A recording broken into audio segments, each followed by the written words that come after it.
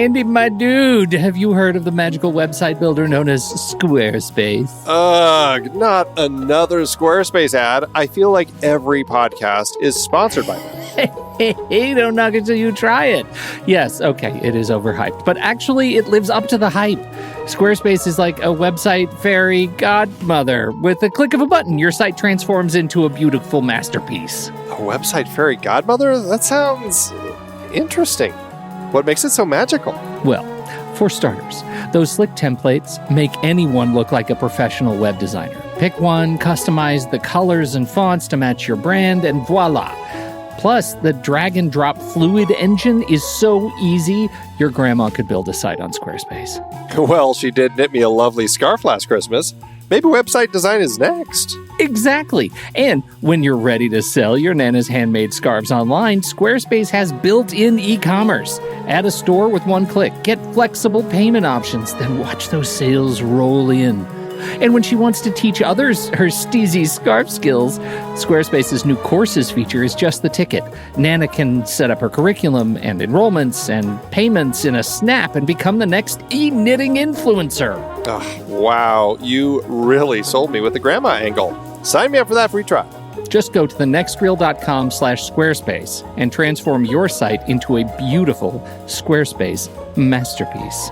Well, thanks, Pete. Even though it's overhyped, Squarespace actually sounds perfect for Nana's site's needs. Appreciate the warning on the ads, though. I'll brace myself next time I listen to a podcast. Anytime. Let me know if you need any help getting that site up and running.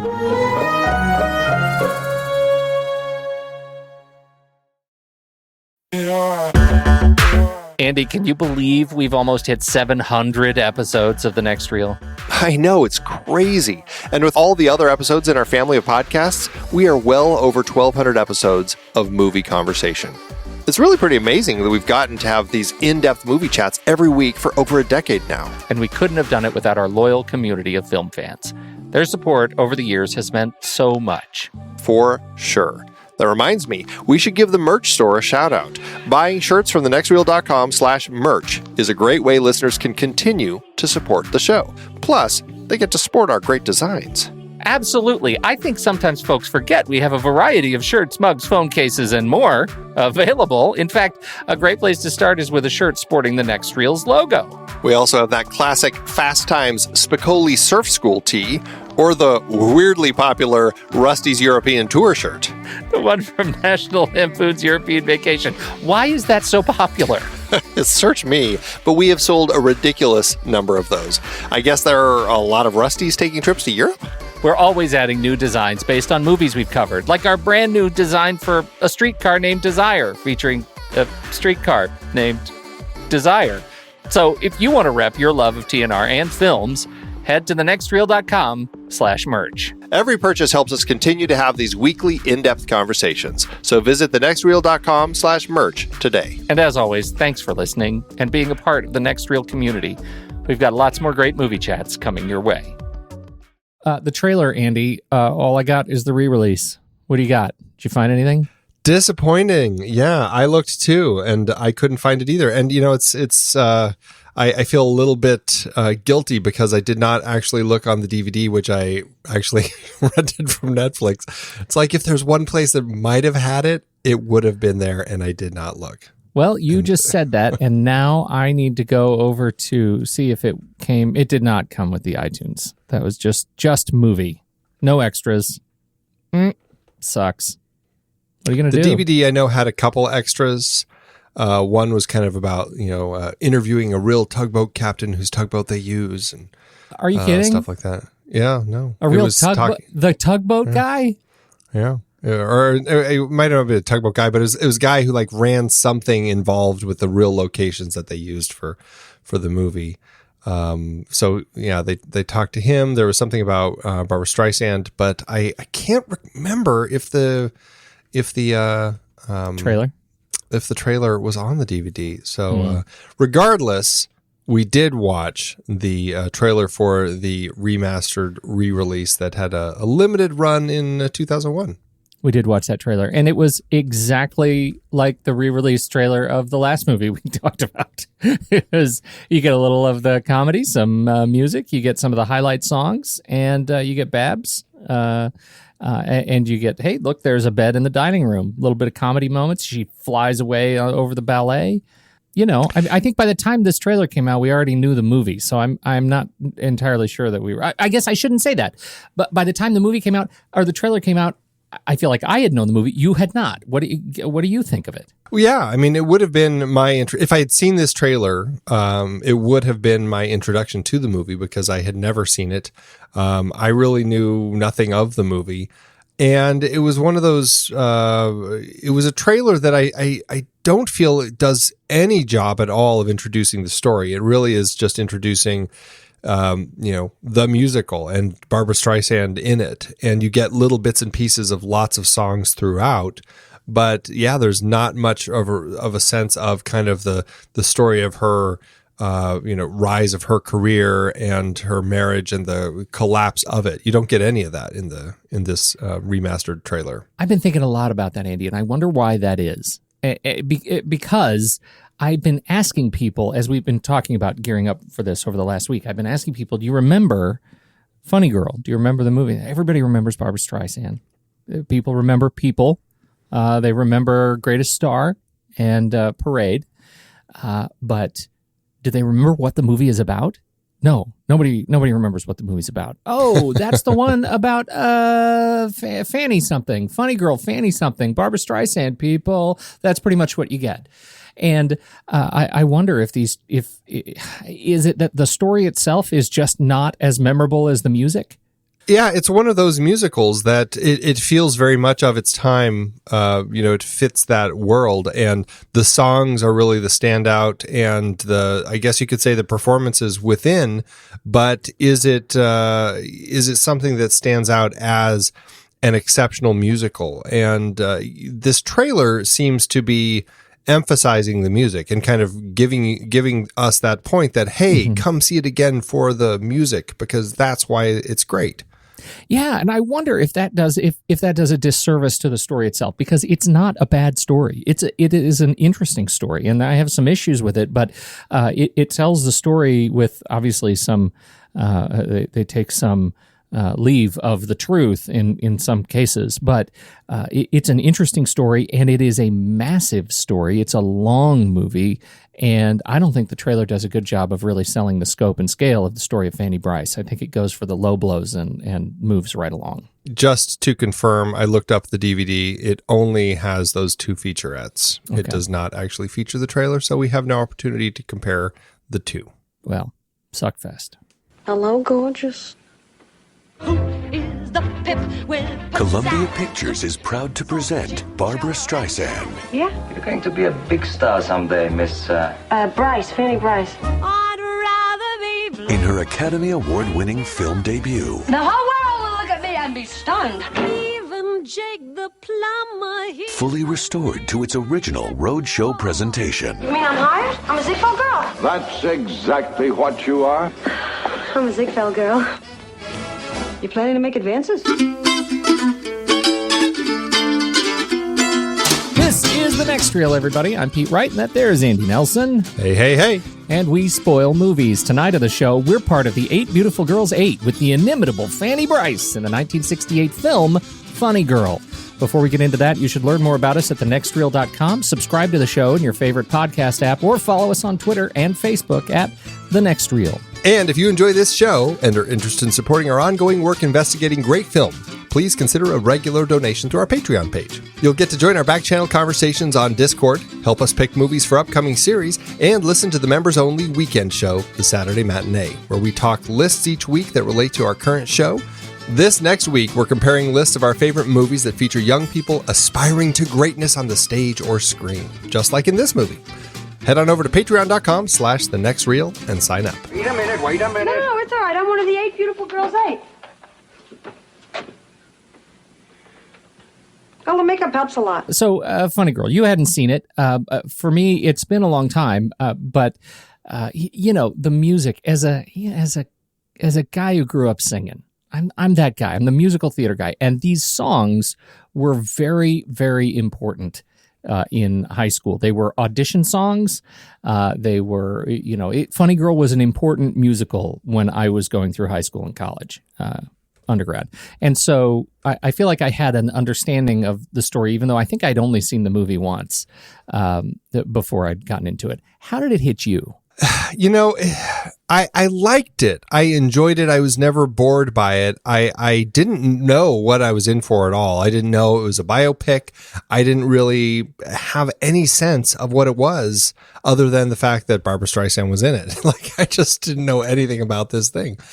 And as soon as it starts and you know, right out of the gate, you know, we meet her as our protagonist, and she has her famous line, "Hello, gorgeous," which is like, oh, this is that movie. This is where that's from. Yeah. I can say I've seen that movie and check it off my list.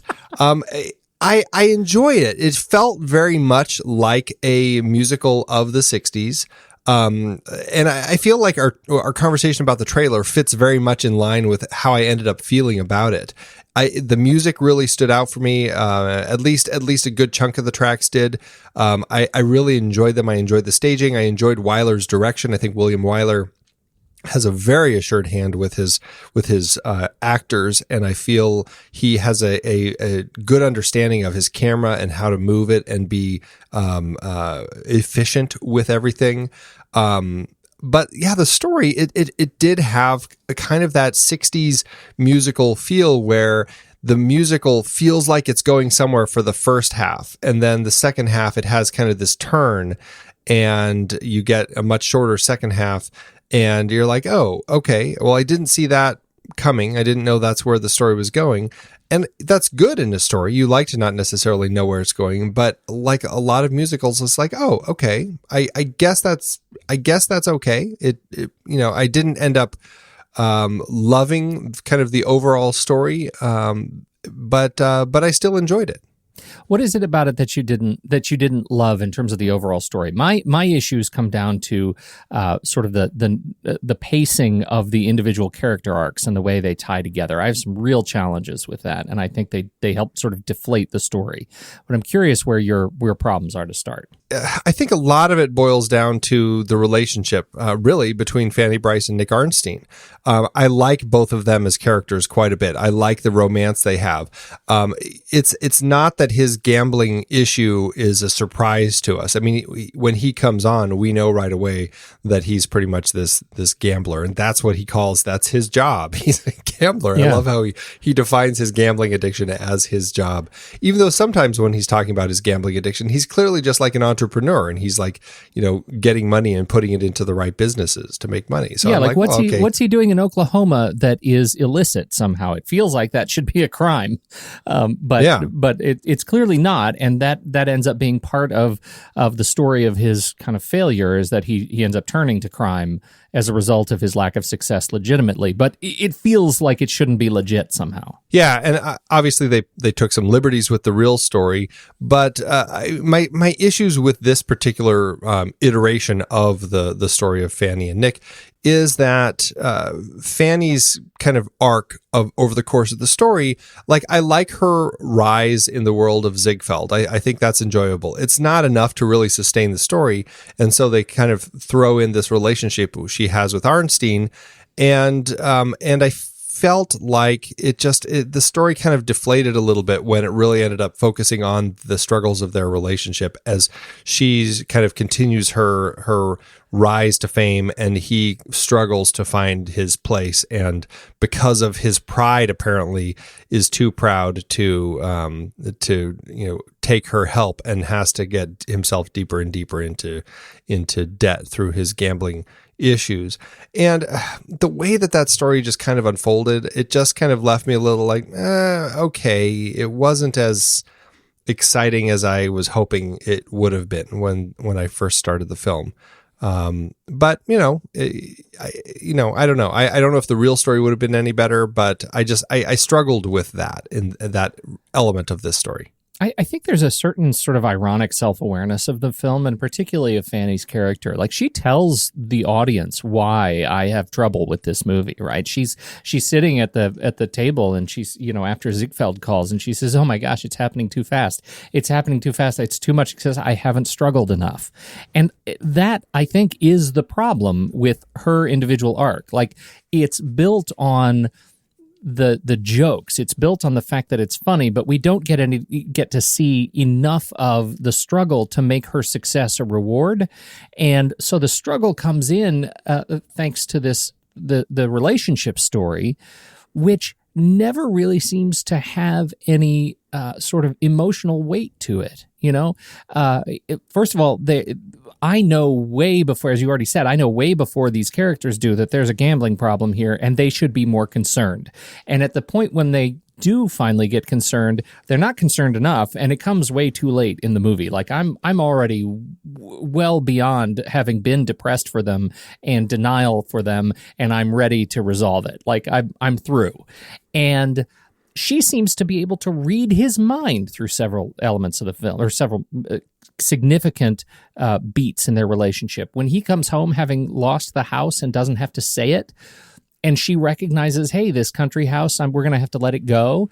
Let's go look for an apartment in the city. That comes as a complete non-issue in terms of both of their performances. Like, I get no sense that either of them are in any way moved at the fact that they're going to have to sell this beautiful house, and that is a representation of the ultimate loss that is his career, that is his sort of his livelihood. And I have a real problem with that. It is there's just no engine to this thing, and so it ends up being built on just moments and some excellent music, and I just feel like it just needs a little bit more of a goose. Yeah, it's as if as they were structuring the story, they focused on some of the issues that they shouldn't have. Like, they made some of the issues about her rise in the world of Ziegfeld and all the comedy on stage and all that, kind of the big moments, and some of those little moments that would have been the stronger character moments to show us, they just kind of skip past, and we just get little bits and pieces. And it does seem to gloss over a lot of the elements of the latter half of the film, and really kind of the rise and fall of their relationship, which is so critical to how the story ends up unfolding in that last act. And it deflates, and it's frustrating, because I felt like there's an interesting story here, but we're not necessarily getting all of that interesting story.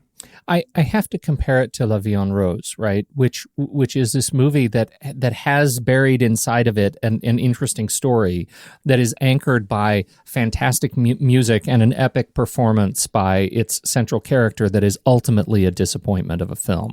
And that's kind of what I felt about Funny Girl, because I really enjoyed Barbra Streisand in this film. I enjoyed watching her on screen.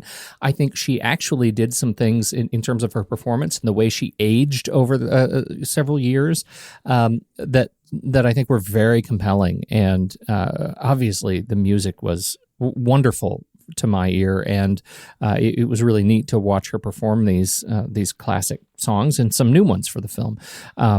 So I just don't feel like that performance to me was enough of a buoy to the rest of the film. How'd you feel about Babs? Oh, I mean, it's clear watching this why she became a star, whether it's the singing or on stage or on screen or behind the camera or wherever she is. I mean, she's just incredibly talented. And watching her here, I mean, she handles the drama really well. She understands the powerful little moments. She also understands the comedy, and we've talked about that before with What's Up, Doc. She's just a really funny lady, and she understands. Did you see how I threw that in? She's a funny lady. I did. I got that. That was nice, Andy. So she understands the comedy. She understands the big picture, and I feel like it's a very big benefit to the story to have her involved, because she carries so much weight and she brings so much to all the moments here, that even though the story in the end becomes fairly lackluster and kind of falls into just kind of a little more of just melodrama because a lot of the stronger elements aren't there, it still ends up being a very interesting watch because she has so much strength on screen. Yeah, that's what allows me to get through it. On Nick's part, I think part of the thing I struggle with when you look at his role in the overall arc of their relationship and the arc of the film, I struggle that he comes in early but not enough to care, and we don't get enough of him to really get to know him and feel for his character until too late in the movie. And I don't know if I don't know if that's a result of them taking too many liberties with the true story, but as long as they're taking those liberties, why not give us a guy that we get to know in a little bit more of a significant way earlier, so we get a sense of his his direction. Because I think part of the challenge that I have with this film is, again, that it feels like two movies, that there are two discrete stories or two parts of her life that we're trying to integrate that don't always go well together. So here's a question for you, and I'm just curious, and I don't know if either of us will really have an answer to this. So the real relationship between Fanny Brice and Nick Arnstein, she pretty much knew he was kind of a criminal before they even got married. Before they got married, he had served for 14 months in Sing Sing for doing some wiretapping. And she waited for him through all of that. And then afterward, the movie sets up this idea that, he falls into crime because he's too prideful and to live off her money and this whole business deal that he sets up for her. But in reality, he had been sponging off of her before their marriage, and eventually he was, I guess, named as a member of a gang that stole $5 million worth of Wall Street securities. He doesn't turn himself in like he does in the movie. He goes into hiding, and then when he does finally surrender, he doesn't plead guilty. He fights the charges, which hits Fanny Brice's finances. It's a lot of interesting, heavy drama stuff with kind of this criminal relationship that she ends up kind of becoming involved in. Subsidizing in many ways. Yeah.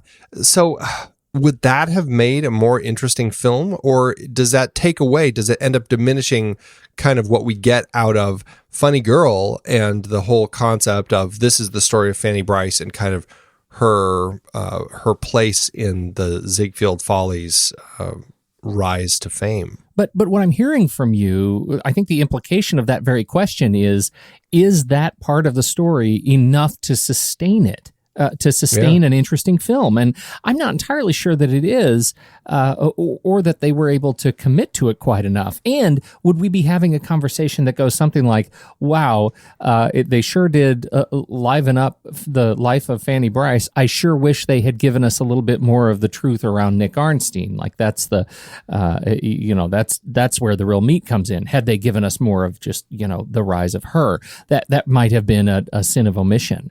And so I don't know. I really struggle with it because it's that relationship stuff that I think dramatically would have been more interesting. But we also really need to see her perform.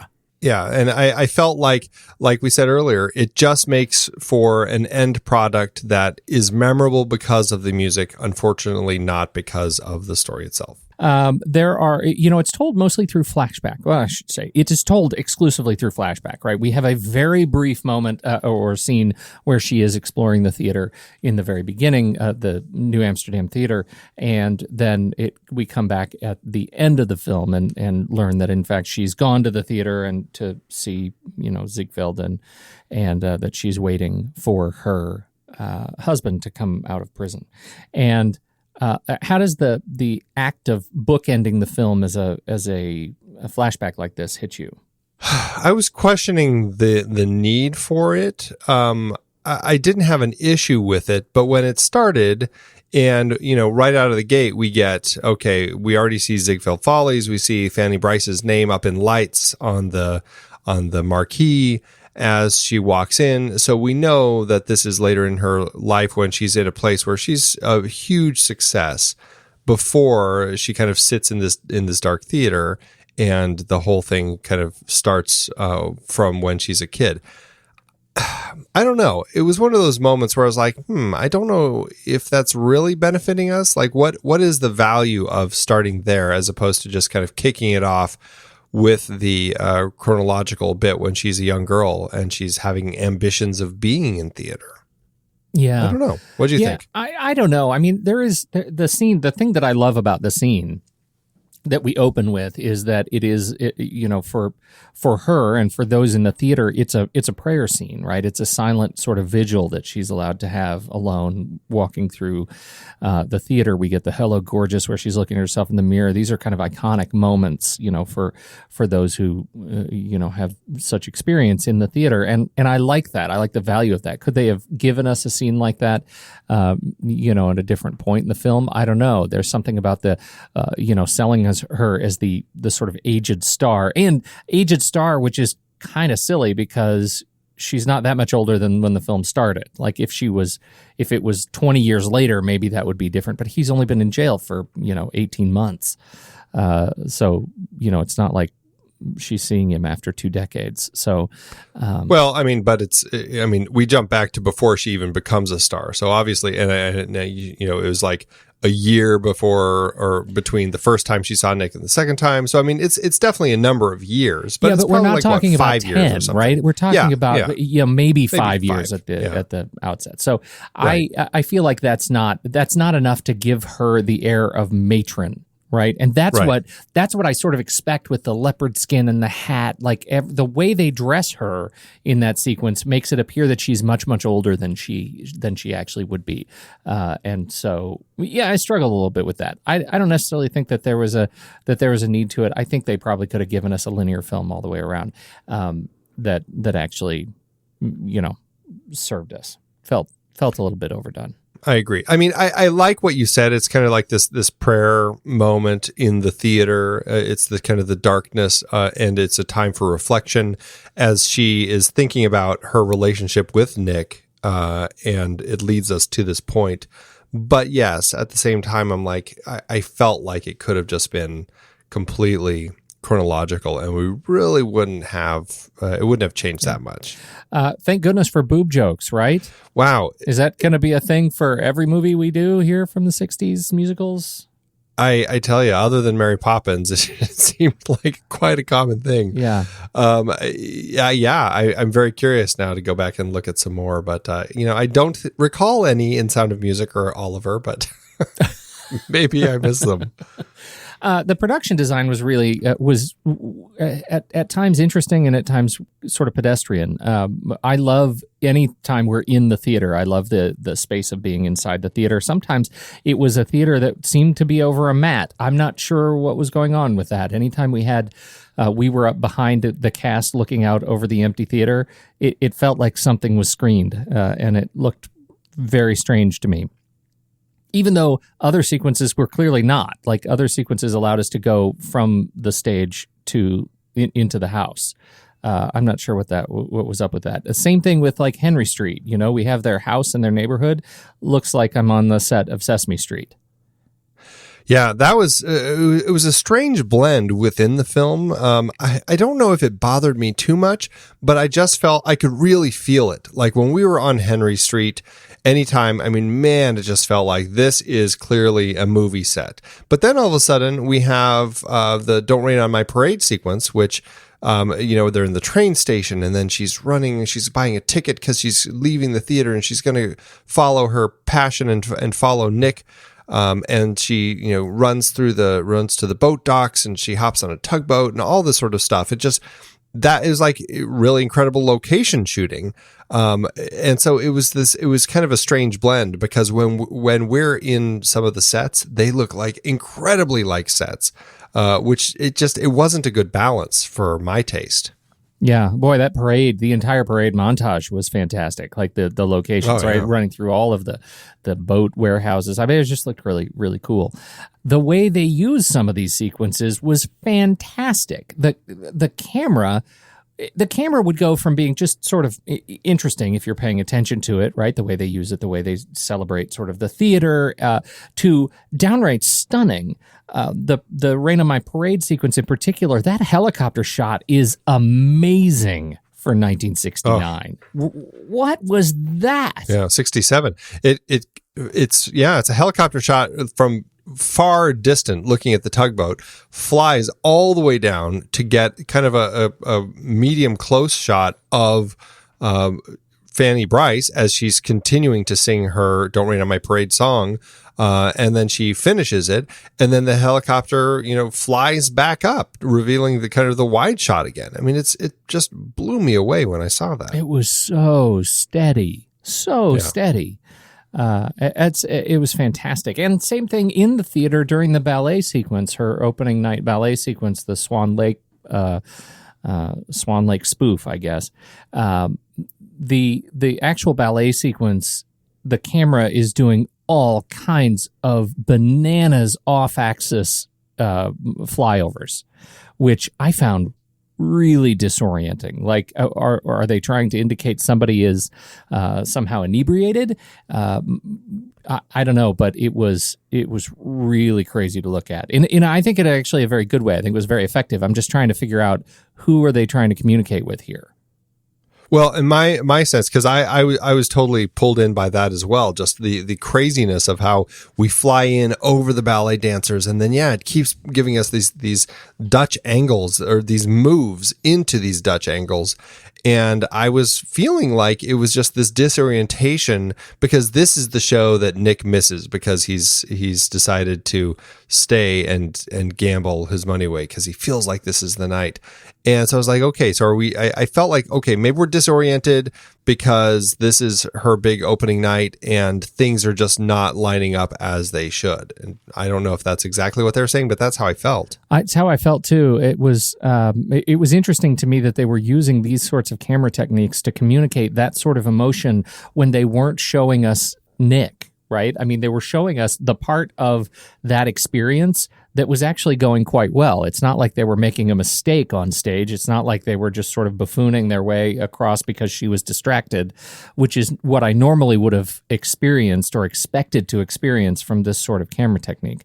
And since Nick was the one that was clearly in trouble, I find it a little bit hard to rationalize, even though I want to, and I feel like that's kind of the intention. I find it hard to rationalize, why he wasn't on screen. Yeah, I agree. Or even getting some shots of Fanny's face as she's like looking in the crowd, because we already saw the moment, at the intermission when she's like, "Where is he? Where is he? He's not here. I don't see him." I looked out there, and she's kind of having that panic attack, and so we already get that sense. But we don't get any shots during that show then of her looking out and seeing the empty seat or anything like that give us a sense of this is why we're shooting it this way. Right. I think that's missing. I think that's definitely missing. I felt it was interesting that this film, it really did kind of, at the time, there was this stereotype that Jewish women were dependent on their men.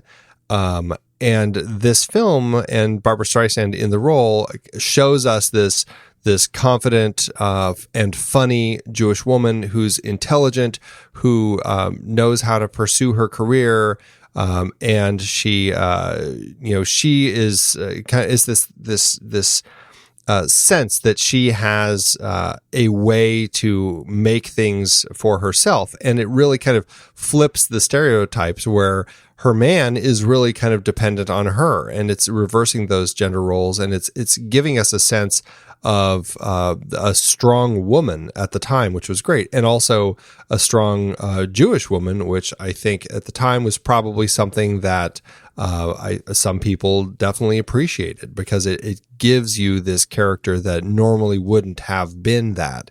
And here she is doing it in a really great way. And she's really funny too. So I felt like there was a lot going on with this role that people could appreciate at the time.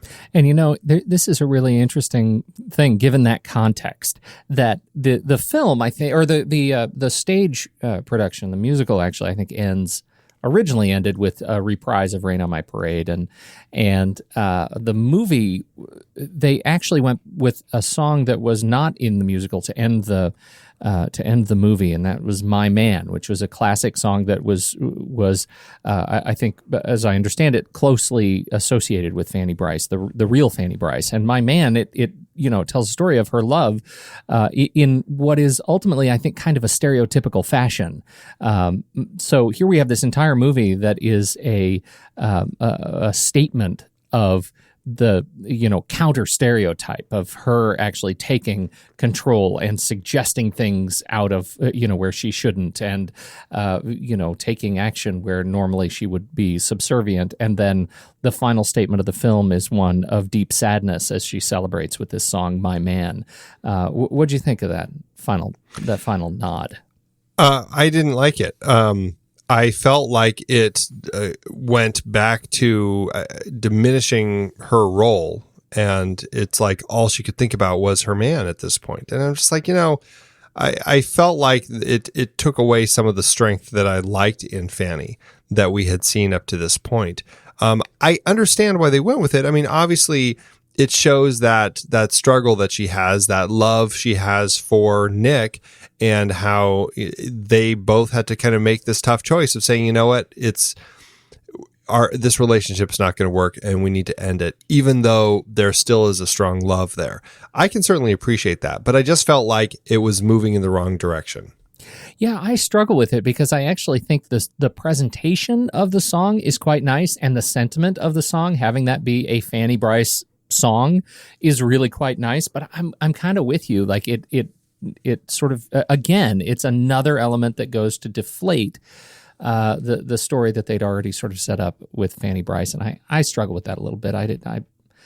Even as much as I actually like it, and it is a very modern visual presentation, right? It's told on set, on a black set with, I think there were some mirrors that are almost immediately cropped out, told mostly in a single long shot of her. And it is also a little bit disorienting because you get a feeling at times like she is moving and the camera is staying on her and sort of pivoting around her, but just slightly off axis. So it feels like there's some sort of parallax going on, and I'm not sure if there is, but it is also sort of disorienting in that way visually too. So I thought it was kind of fascinating. I just appreciated it because it had a sense of emotional focus with her by having pretty much everything in the screen black except for a couple color splotches. I think the mirrors that you're likely talking about, and her who also is dressed in black, and so you just get this image of her as kind of disappearing into the darkness as she sings the song and finishes it.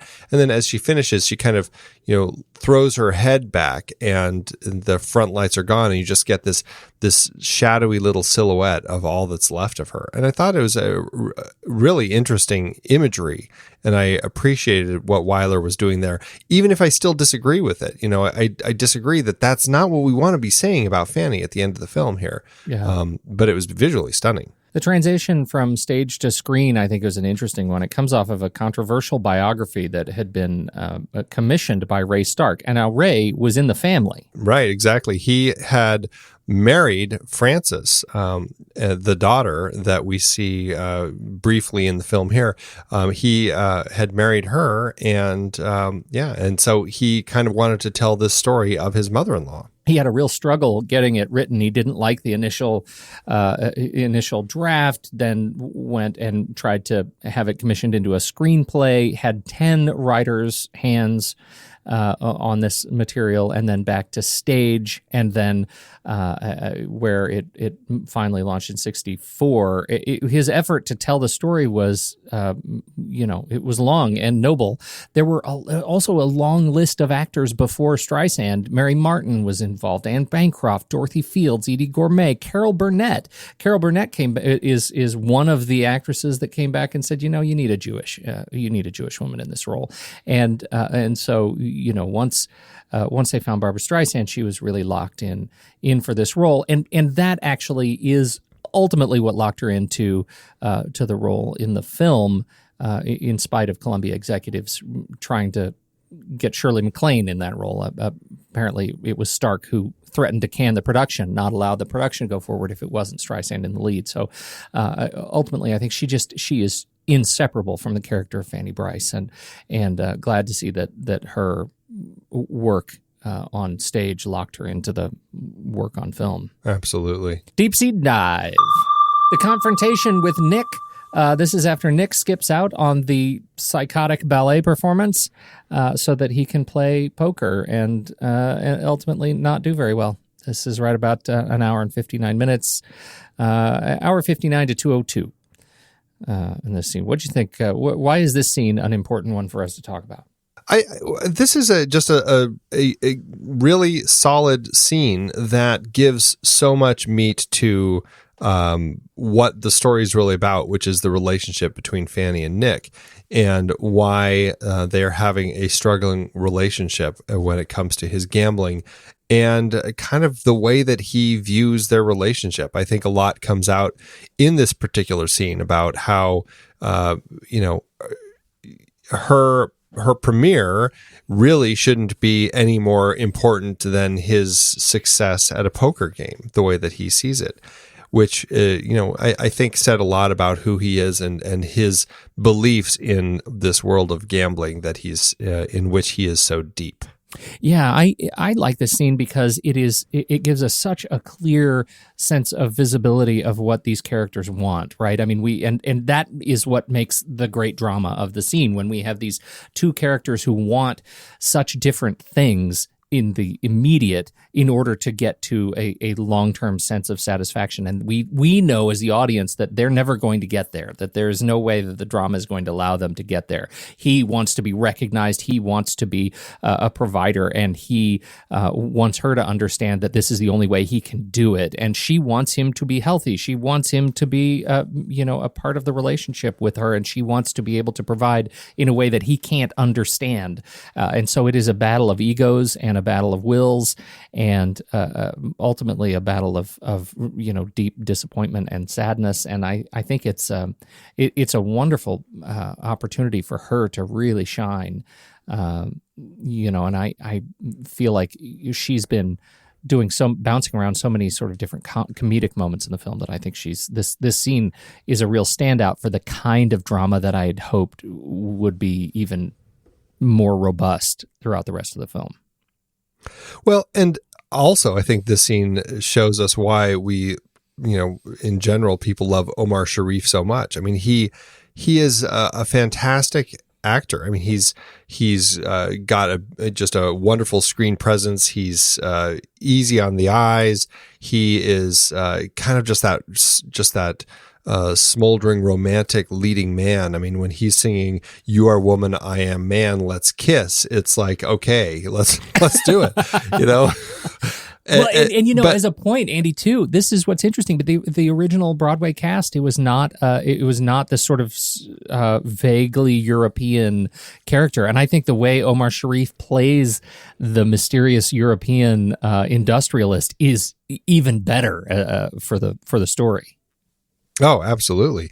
No, I think he just worked so well in the role, and this scene, it's like this gives you that sense of finally we're getting some of the frustration that has been kind of subtext up to this point about some of the success that she's having and the struggles that he's having. It's all coming to a head, and it's coming out as they really kind of have this fight. And he's just like, I'm. Your stuff isn't as important. My stuff is just as important. And he kind of storms off and leaves her there. It's like a really powerful scene. It's like Omar Sharif is a great actor, and he brings a lot to the table here. So it's great seeing the two of them on screen in this very confrontational moment. We talked about Wyler getting working or having to work with, I guess, a little bit with Streisand as a result of Ray Stark's insistence. What else do we know about her in this role? Well, yeah, she had been on Broadway, and what's funny about her coming to this role is that Wyler, you know, she. I mean, we've heard so many stories about Barbra Streisand and kind of how pushy she can be and how she wants what she wants and she makes everybody work to get it. But she really wanted to be involved. I mean, this was her first feature film. And so she asked a lot of questions. And, you know, William Wyler has this joke that he said, he says, oh, things were ironed out when she discovered some of us knew what we were doing. And I think that kind of goes to the point of, you know, she feels like she needs to push her way in and make things work the way that she sees it. And she certainly did in this film, even though it was her first. You know, she was like 25, 26 years old, right? I mean, she was in so many ways the character she was playing. Yeah, she really was the one who would say to Ziegfeld, I don't think I should be in that act. Yeah. Like, she is that one who would make that sort of stuff happen. And but what's funny is, like, you know, she didn't even know who Wyler was when he was brought on to do this. And apparently when they said that he had won an Academy Award for directing Ben-Hur, she said, Chariots, how is he with people like women? Is he any good with actresses? Not even realizing that he had directed Audrey Hepburn in Roman Holiday. So she didn't have a good sense of all of that, which is very funny. But you know, Wyler did have a great time working with her, and I guess as a joke at the end at the wrap party or something, he gave her own bullhorn with like director on it, because she apparently was so bossy and really pushed to get things done the way that she wanted to. So I think that says a lot about her and their working relationship, which I think was a good one. She was married at the time to that, I think what we know as that 1960s cinema hunk, Elliot Gould. Oh, the silent partner himself. Right. Yes, indeed. But it did not go well, thanks to the dastardly Omar Sharif also playing to part. Yeah, they had an affair during the making of this. And I guess a photo got out of them kissing. And, you know, he has Egyptian blood, and there was a 6-day war that was very prominent at the time of this. And I guess the Egyptian press began a campaign to get his citizenship revoked over the images of the kiss. The headline in the Egyptian newspaper said, Omar kisses Barbra, Egypt angry. And they just kind of laughed it off. And I guess Streisand said, Egypt angry, you should hear what my Aunt Sarah said. Which sounds just like her. So very funny. And I guess, you know, their relationship was ending as they were ending the film. And when she was singing My Man, Wyler, I think smartly had Omar there just to kind of heighten her emotion as she sang that song.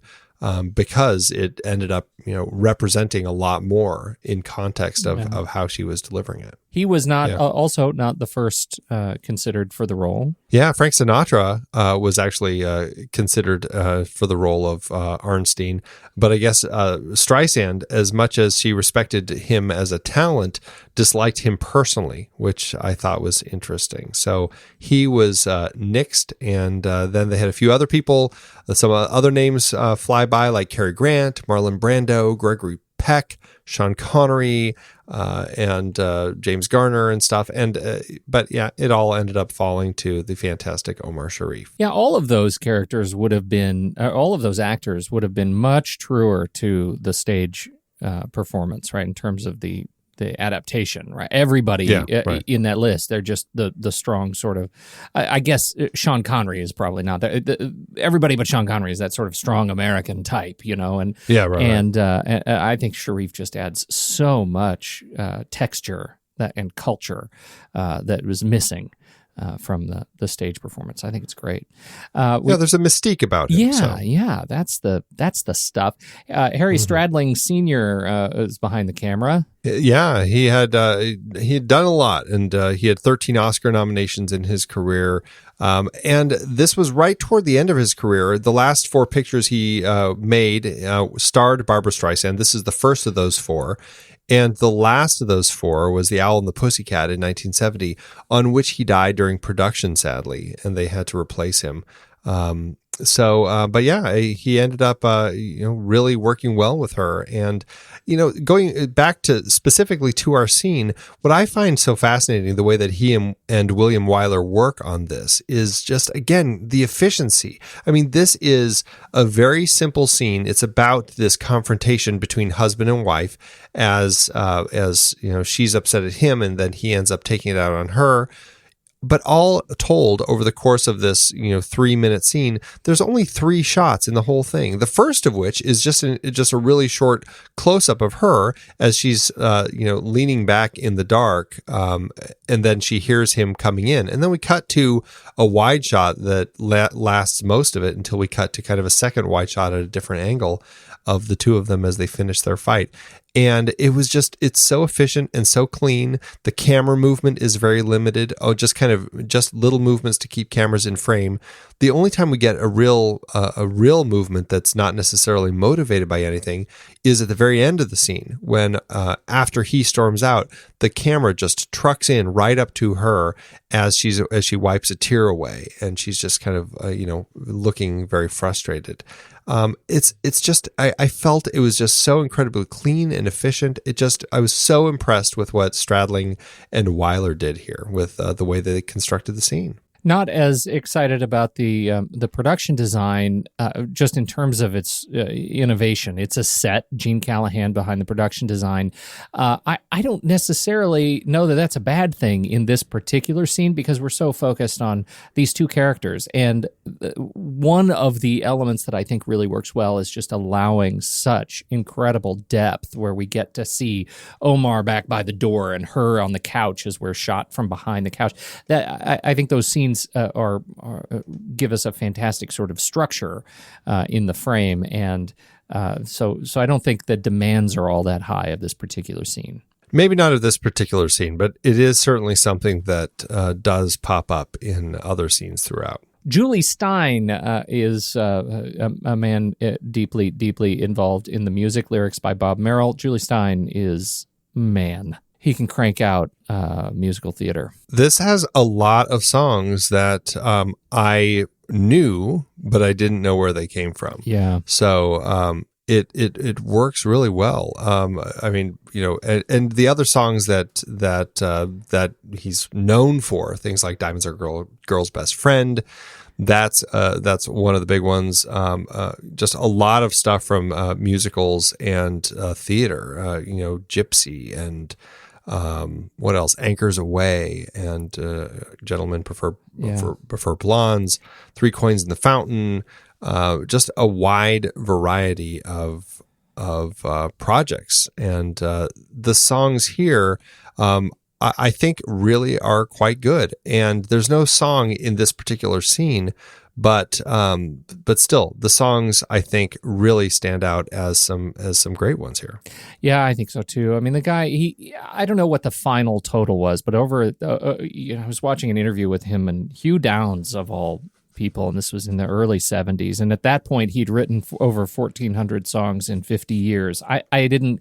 You can go to his website, which is still fairly well maintained, the official Julie Stein website, and see a list of all of his songs, and it is a significant list, all alphabetical. The way he talks about it, he says, I'm writing music right now. I'm writing music while I'm talking to you. I'm writing music all the time. It's a job. You sit down and you do your job. And I really like his sort of perspective on that, that as a creative, a person in the creative arts, like there's no writer's block. You might turn out crap every now and again, but there's no writer's block. You just keep writing. And as a result, he has churned out an absolutely legendary catalog.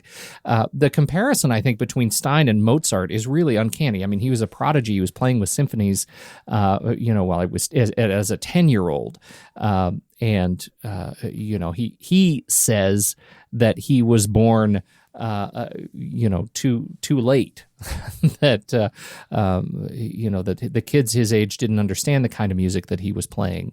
They were all into the pop music, but man, he was born in 1905, and so by the time he hit 20 years old, it's 1925, and he is he's hitting his stride as a musician. He's just an uncanny composer. He's just wonderful. Have you ever seen the musical version of this? Are you familiar with the songs? I have not seen the musical, but I am familiar with the songs, and it is a different kind of vibe, and I hadn't made a connection between the two until I read this thing that caught our eye on Stein's opinion of the film and what sort of the studio was asking of him, to cut music and add music and reorchestrate a lot of the music. And if you listen to the songs that actually make the film and were originally in the musical, you can hear it. There is a sense of shooting for much more of a pop music vibe, and not so much as the classic sort of 1920s orchestration. And so I think it's a really interesting it's an interesting comparison. He didn't like the film as well. Yeah, but it's one of those things. It's like, well, I didn't like it, but I guess it's the best mess that they've made of my work. Yeah, right. That was a really funny thing. This is I love the whole quote, right? They didn't want to go with success. It was this old-fashioned MGM Hollywood way of doing a musical. They always change things to their way of vision, and they always do it wrong. Of all of my musicals, they screwed up. Funny Girl came out the best, which I love. I think that's such a great quote, and it sounds like such an auteur kind of position on the work. So yeah, but he's a pragmatist, man. The guy just churned out work. So this is just a drop in the bucket for him. Yeah, no kidding. The script, we haven't actually mentioned the script. It was written by Isabel Lennart, based on her musical play. Yeah, musical play. Like you mentioned, she was one of the people who I believe had actually written a screenplay for just a straight drama for Ray Stark that was just called My Man, before it ended up getting revisioned into the musical version. So she wrote the musical version and then adapted it into the screenplay here. What's interesting about that, the musical version was also way too long, and over the course of 17 previews before it opened on Broadway, they ended up cutting and ended up having to just to get it down to the sort of 2.5 hour running time that the stage play had. So I think they really struggled telling this whole story. At least that's a sign to me that they really struggled telling this whole sort of complete story of Fanny Brice. It pretty much doesn't matter what media. Yeah. Direction by William Wyler. We mentioned William Wyler. I find it amazing that William Wyler, who is, I think, a fantastic director, his name comes up after names like Mike Nichols and George Roy Hill and Gene Kelly. What? Sidney Lumet? What? It's a crazy list of names that they'd considered for directing this. And then, like you said, then Sidney Lumet ends up directing it, or signing on to direct it. And then just the time that he spent the several weeks working with Ray Stark and Barbra Streisand, he's just like, nope, I can't do this. He left the picture, and that's when Wyler finally was signed on. It took that long to actually get him on board. So, but I'm glad he did. This is a guy who's the most nominated director in Academy Awards history. He had 12 nominations. He won 3 times for Ben-Hur, The Best Years of Our Lives, and Mrs. Miniver. And he's tied with Frank Capra and just behind John Ford, who won 4 Oscars. He's also the only director in Academy Awards history to direct 3 Best Picture winning films, the 3 which he also coincidentally won Best Director for. And he directed more Best Picture nominees than anyone else. He also has the distinction of having directed more actors to Oscar-nominated performances than any other director in history.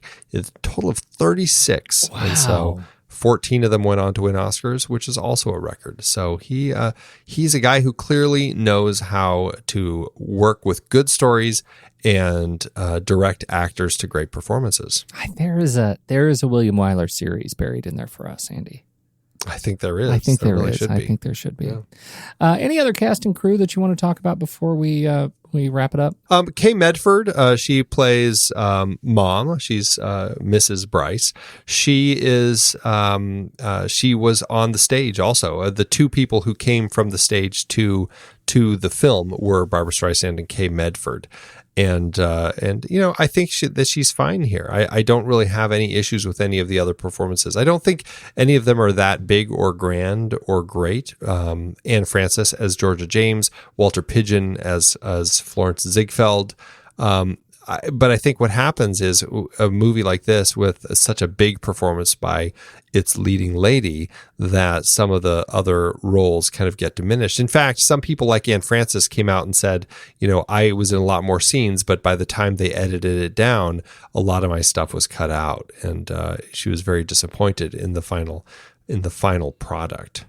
We do have Walter Pidgeon. Interestingly, he was in Forbidden Planet with Anne Francis, so they had worked together before this. An interesting person that does pop up in the film, although I would be hard-pressed to point her out, is Sherry Lansing, who you wouldn't think of as an actress per se, but you certainly would think of her as somebody involved in film because, she had gone on working behind the scenes. She'd become the vice president of production over at Columbia. She was president at 20th Century Fox. She was president of Paramount. Definitely a name in the film industry. But before kind of all of that, she was doing little acting bits here and there, and she was the uncredited girlfriend. I don't know whose girlfriend, but she was an uncredited girlfriend in this film, which I just think is hilarious. So People, Andy, did you catch that the interesting thing about People that I thought was such a funny thing, because it's become such an iconic song for Streisand over the years, that in the original stage production, director Kanan, they wanted to actually cut it. Because he didn't like it, didn't think it fit the character, and there was some controversy, largely inspired because she had already recorded a single for it, and the audience loved it, and to the point where they would stand up and applaud the moment it played in the opening. The introduction of the show. So they ended up keeping it. It became such a legacy tune for her. I think it's funny that it was nearly cut from the show. That would have been crazy. Yeah. Because, as soon as it came on, it was like that iconic song. It's like, oh, here it is. Yep. And it's funny because that song and Don't Rain on My Parade are two songs that to me seem like such iconic Barbra Streisand songs that she, it's something that she probably sings every time she has a show. Yeah. Are both from this film. It's I think that one, a lot of these songs are. What's really interesting is I'm the Greatest Star is another one that's really catchy, but only for like 2 lines at a time because it's such a staccato sort of broken narrative song that. Yeah. But that one, the People, Don't Rain on My Parade, huge, and then Funny Girl. My goodness, Funny Girl is such a wonderful song that I think is. These are all like played out of context of the musical. Again, what we talked about earlier, it just cements the fact that the music was just absolutely outshines the story. Yeah. Anyhow, how to do an award season? This was a successful film. It had 8 wins, 16 other nominations. Most of the wins were for Barbra Streisand. At the Oscars, it had 8 nominations.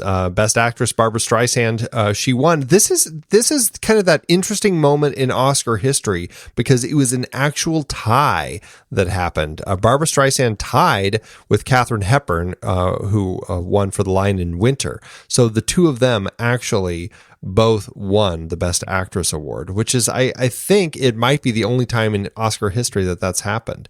But Barbra became the 13th actor to win an Oscar under Wyler's direction. And true to form in context of the film, when she is handed her statue, she looks at it and says, "Hello, gorgeous." So it just was very fitting. The movie was also nominated for Best Picture, which lost to Oliver. Best Actress in a Supporting Role, Kay Medford. She lost to Ruth Gordon in Rosemary's Baby.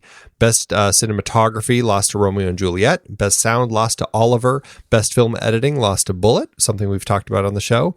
Best Music, Original Song, the song Funny Girl, lost to The Thomas Crown Affair for the song The Windmills of Your Mind, which is, it's kind of funny. It's a very catchy song that sticks in your head. Funny Girl, I didn't think stuck in my head as much as The Windmills of Your Mind did. The song, oddly, that I think sticks in my head more than either of those is Chitty Chitty Bang Bang. Yes, on that we agree. That we agree, yes. And then Best Musical Score of a Motion Picture, Original or Adaptation, that also lost to Oliver. An interesting little other award that the film received actually in 2009 from the Society of Camera Operators. They gave it an award for historical shot. It won for, which we talked about, that amazing shot of Barbra Streisand standing on the bow of the tugboat singing Don't Rain on My Parade as you kind of fly down to her and then fly out. And apparently Streisand liked that shot so much that she adapted it for the conclusion of her directorial debut, Yentl. How to do that? We do have a sequel, weird sequel. I haven't seen it. Well, I obviously haven't. It's funny because I knew that these two movies existed, but I had no idea that it was even a sequel. So, but yeah, Barbra Streisand and James Caan, directed by Herbert Ross, and this is about her subsequent marriage and relationship that she had with another man, Funny Lady, 1975. Weird. And going back, from away from Funny Lady, jumping back real quick to Funny Girl, I thought this was really interesting that on the Motown label, they actually had Diana Ross and the Supremes release a studio album called Diana Ross and the Supremes Sing and Perform Funny Girl, which is a really long title for an album. But basically, they covered the entire album, all the songs from Funny Girl. So, I thought that was an interesting little tie-in for this film. And I don't know specifically why they chose to do it, but there it is. And wow. That album, I guess, is out there. Yeah, that's fantastic. I did not get that was what your note was talking about, but now it's the only thing I can think about. Diana Ross, Funny Girl. I can find it. There it is. It's right there. Yeah. Diana Ross and the Supremes Sing and Perform Funny Girl, expanded edition, Andy. Hey. Oh, wow. I want to hear all of that. I really want to listen to it. Yeah, that's where I'm going when we're done. So let's wrap it up. How to do in the box office. William Wyler got a whopping $14.1 million to make his movie, which is $97.6 million in today's dollars. From the three films we've talked about in this series for which I could find budget information, this is the largest by more than double. Not sure what cost so much on this one because it didn't look that much more expensive, but them's the mysteries of Hollywood budgets. The movie opened September 18th, 1968, opposite the psychological thriller and black comedy Pretty Poison, starring Anthony Perkins and Tuesday Weld. The movie went on to become the second highest grossing movie of the year, right behind 2001: A Space Odyssey. It made $58.7 million, or $406.4 million in today's dollars. That gives the movie an adjusted profit per finished minute of just over $2 million, which is great for such a long movie, raking in more than 4 times its budget. All told, it's a great film that stands as one of the great musicals, as a powerful debut for Streisand, and sadly, as the last great film for Wyler. It's actually his second to last film, but it certainly is, I guess you could say, the last one that really stands out. I'm disappointed in how I feel about this movie. I wanted to, watching it again, I wanted to love it more, and because I feel so strongly about so many of the songs in this thing, and it turns out I like, I guess a lot of I guess I say a lot, but I guess I, like you, sort of dissociate the story from the music. It was an interesting experience. I'm glad I've seen it. It's one that I am glad that I've seen because of so many of those iconic songs that now I can place. But yeah, in the end, the story fell a little flat for me, even if I still enjoyed it as an experience. With that, Andy, I think we should rank it. Let's do it. Head over to flickchart.com/thenextreel to see our list of our favorite films in stack ranking order, just like we talk about on this show every single week. But if you want to just swipe over in your show notes, you can tap the word Flickchart. That'll take you straight to this movie where you can add it to your own catalog, and let's see how it stacks up to ours. First up, we have Funny Girl or Star Trek Beyond.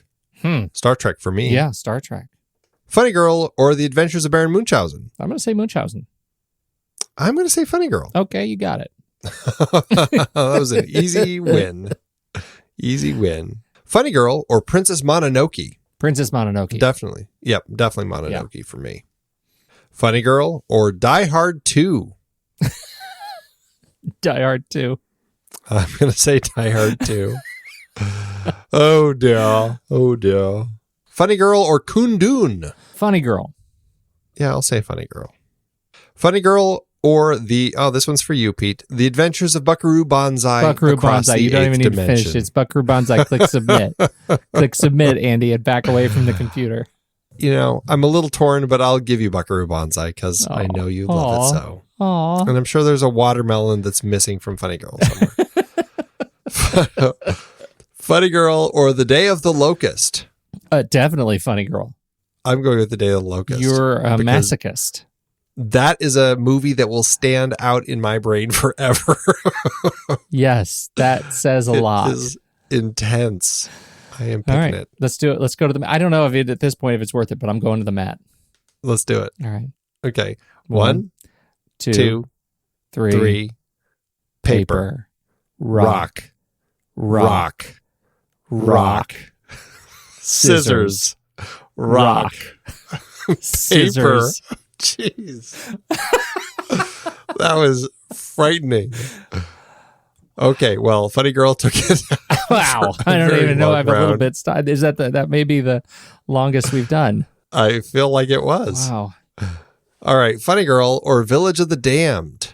Village of the Damned. I'm going to say Funny Girl. Okay.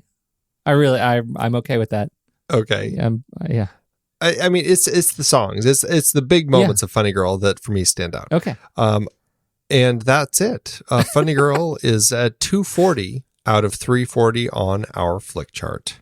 There it is. All right. So how to do on your personal chart? This one on our flick chart, it ended up at about 29%, which seems pretty low. My personal one, it ended up 1323 out of 3925, which is about 66%. I felt like it was in the right spot. I didn't feel like it was a huge issue. So that's where it landed. On mine, it ended up at 592 out of 1,011, which is 41%, which is low. And it's actually disappointingly low given how I feel about even just the music. And so that says on letterboxd.com/the next reel, I should be voting for 2 stars, which seems like a particular crime. To me, I'm gonna go ahead and give it a solid 3 with a heart. 3 with a heart. I was really torn if I was doing 3 or 3.5, and I felt like I ended up at 3.5, but mostly it's just because the music, and the joy that I ended up feeling with the film because of watching Barbra Streisand. Like I just felt like she stood out so much in this film for me as an iconic screen performance that I'm giving it that 3.5, largely because of that. I will go with you. I'll give it 3.5. That's fine. Oh, I feel good about that. Well, there you go. So there we go. And this actually wraps up our series of films of the 60s musicals, at least our first dip into this particular well. Where do we go from here? It's going to be a fun one, Pete. We're jumping back to look at director Catherine Bigelow. And I think it's going to be a nice time just kind of looking at some of her films again as we kick it off with her 1987 film Near Dark. And then we're going to be looking at the, I guess you could say, somewhat iconic film now, her 1991 film Point Break. And then we're wrapping it up with her most recent film, Detroit, which was released last year. Looking forward to all of those. And does that complete our catalog of Catherine Bigelow films? Oh, heavens no. I want it to. I think we're going to need to go see more.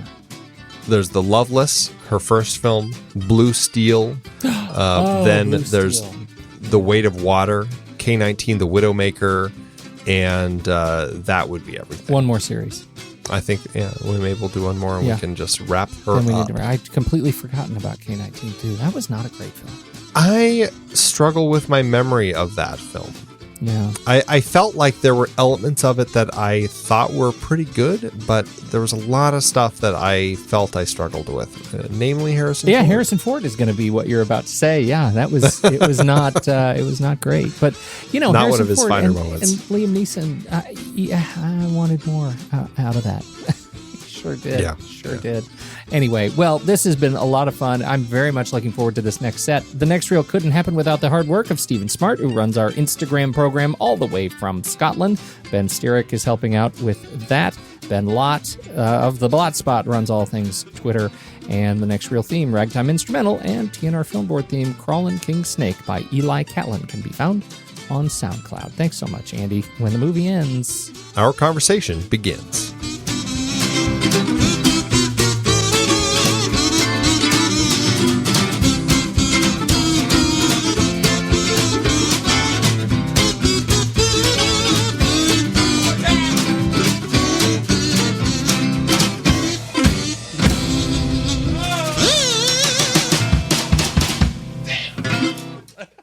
Amazon giveth, Andy. As Amazon always do it. Oh, Amazon. Amazon had some real trouble just delivering the product to a whole lot of people, it seems like. Yes, they love to give 1-star reviews if Amazon fails on that account. Yeah, but so there were some choice, people who were very disappointed in Amazon's performance, who actually loved this film. There were also a few that didn't like the movie itself. Would you like to go? Would you like to go first? That is correct. Yes, I have a 1-star by Linda Dancy, who says, "Hate it. I love this movie and have it on VHS, but I wanted a DVD. I ordered this one, and in the beginning, it has music and black screen playing for so long, I had to fast forward. And then in the middle, it stops and has a screen showing intermission. Horrible. Not sure if it was copied or what, but nothing like my VHS, which is still what I will go back to watching." Andy, it makes so much sense now. There were so many people who were so upset about the audio only, no video. Exactly. I did not make that connection. It was, of course, the first 5 minutes is audio. It's just the introduction. It's just music. It's the music. Yeah. These people. You know what's funny is the Netflix DVD that I have. Yeah. It actually has that on the label where it says, "Note, the first 5 minutes of this are black, are audio only with no picture." Wow. Be aware. It's like a note that people clearly do not get it. Yeah. Oh, that's a shame. Well, I just love that this person, Linda, is so upset at her DVD that she's going back to her VHS. Yeah. Dadgummit, indeed. Well, A. Chalian comes out with this 2-star review saying, "It's not funny. How can a movie called Funny Girl be so depressing?" Okay, Fanny Brice had a depressing life. Why not just call it the Fanny Brice story? The music was beautiful. Barbra Streisand's singing was amazing. But the voices of most of the other actors were so annoying I could barely get through the movie.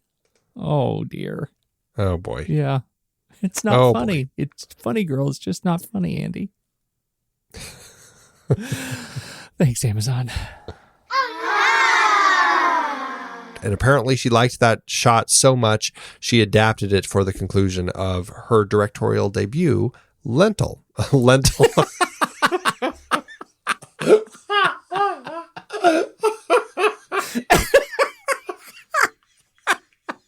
Oh, so God.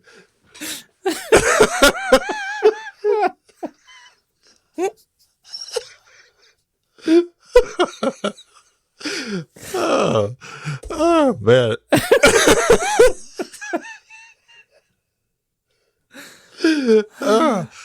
Whew. Okay.